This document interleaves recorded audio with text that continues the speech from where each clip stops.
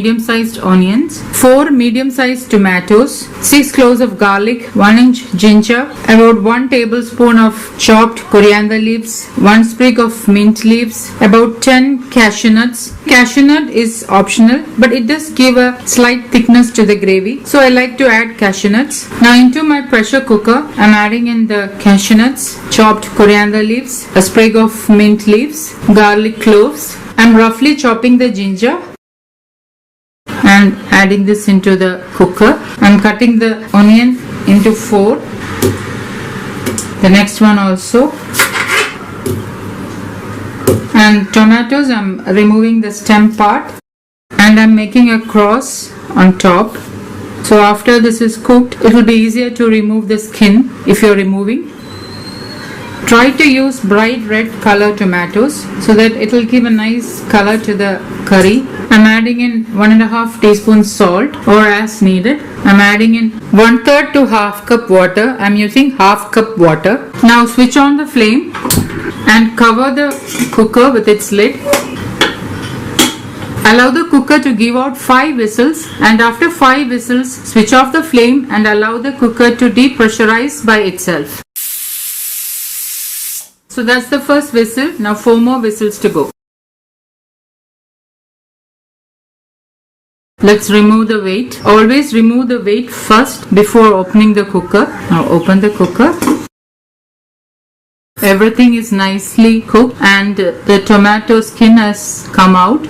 Now you can just remove the skin like this, but I normally don't remove the skin. If you don't like the skin, you can just peel it off like this. Now you can allow this to cool down completely and puree this in a blender. But since I don't have time to waste and I'm doing this very quickly for dinner, I'm using my immersion blender to blend this up.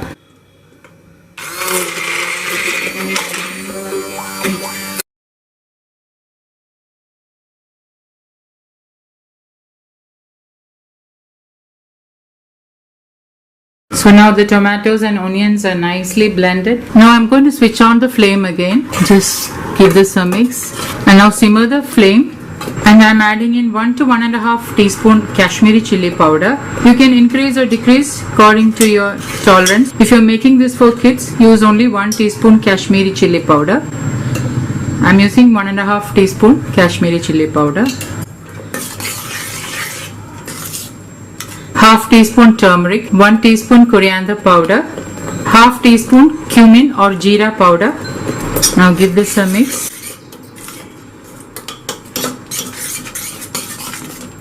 I'm adding in 1/2 cup frozen peas. You can add any vegetable of your choice like carrots, potato, cauliflower, broccoli, any vegetable of your choice. That's 1/2 cup of frozen peas and 50 grams of paneer. The link to make homemade paneer will be given in the description box below.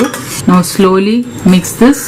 The gravy is already thick and you don't need to add any extra water. You just have to simmer it for about 2 to 3 minutes. So for that I'm just closing the cooker with its lid just for another 2 to 3 minutes so that the peas and the paneer gets cooked thoroughly. It's about 3 minutes now. Let's check on the curry. The gravy is thick. If you want, you can add 1/4 cup of water. To me this looks the right consistency. Thick tomato gravy.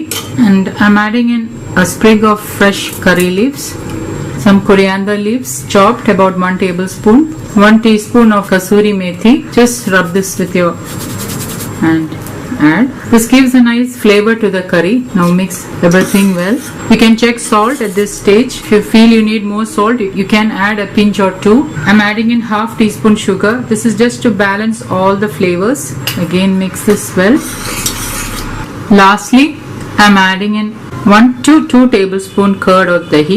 Paneer, apart from being rich in protein and calcium, is a great source of fatty acids which helps to lose weight by increasing the fat burning process. So it's a great idea to include this oil-free cheat meal curry into your weight loss diet once in a while.